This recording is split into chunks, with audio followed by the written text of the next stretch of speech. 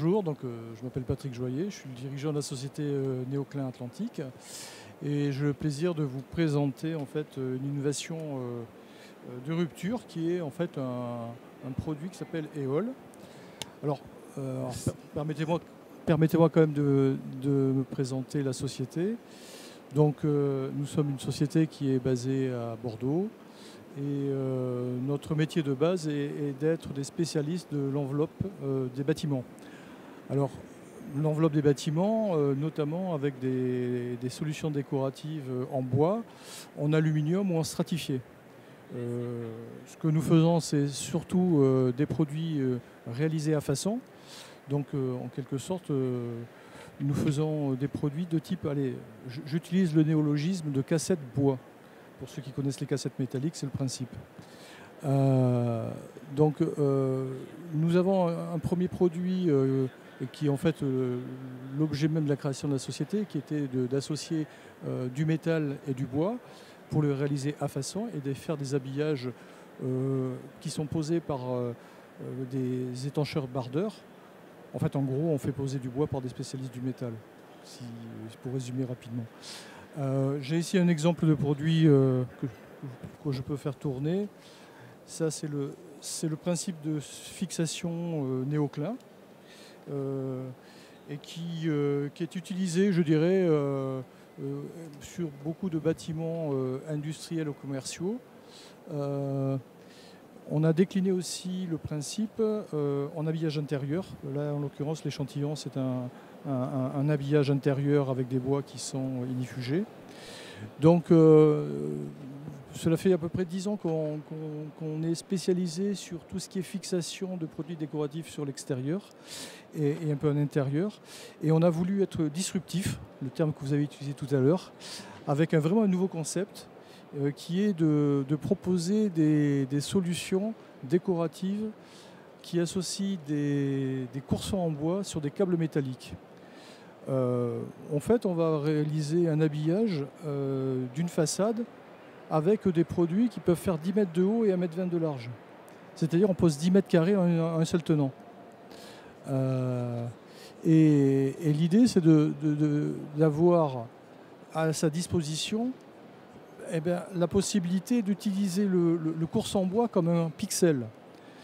Et donc au niveau de l'architecture, on peut proposer des formes très variées, comme on en a mis quelques-unes ici, des systèmes ouverts aléatoires, fermés avec de l'aléatoire, du relief, des damiers mixtes ou du fermé relief. Je dirais qu'on n'est limité que par l'imagination. En plus, là-dessus, on peut rajouter de la couleur. Donc les tasseaux bois peuvent être aussi colorés. Donc je dirais que les variations architecturales sont infinies. Et c'est un peu l'ADN d'entrée de notre société, c'est de faire des produits à façon. L'idée, c'est que les produits sont installés sur des palettes et on vient en fait les dérouler exactement, sur une partie métallique, en fait un rail métallique qui est en haut du bâtiment, qui va permettre de faire l'accroche. Sur la partie basse, on vient mettre les tendeurs métalliques. En fait, les systèmes de fixation s'apparentent à ce qui existe avec les mailles métalliques architecturales, où on vient tendre des câbles métalliques. Au niveau de la fabrication, on a développé un équipement spécifique qui nous permet quand même de faire jusqu'à 500 mètres carrés par semaine. Pour un proto, c'est quand même pas mal, en une seule équipe. Donc on a la capacité de répondre à des chantiers un peu d'envergure. Au niveau de la logistique, je vous ai expliqué, en fait, on est sur des coursants qui ont une largeur de 300 mm. Donc les panneaux, on peut parler de laies décoratives, ont une largeur de 1,20 m. Elles se positionnent, en fait, elles sont stockées sous forme d'accordéon en fait, sur les palettes. Donc en termes logistiques, c'est très compact et c'est facile à envoyer sur chantier et facile à dérouler. Donc la partie supérieure, en fait, c'est la partie sur laquelle on vient mettre les élingues et on vient soulever en fait l'ensemble et qui est ensuite positionné sur la façade. Au niveau architectural, c'est un exemple de ce que nous avons réalisé.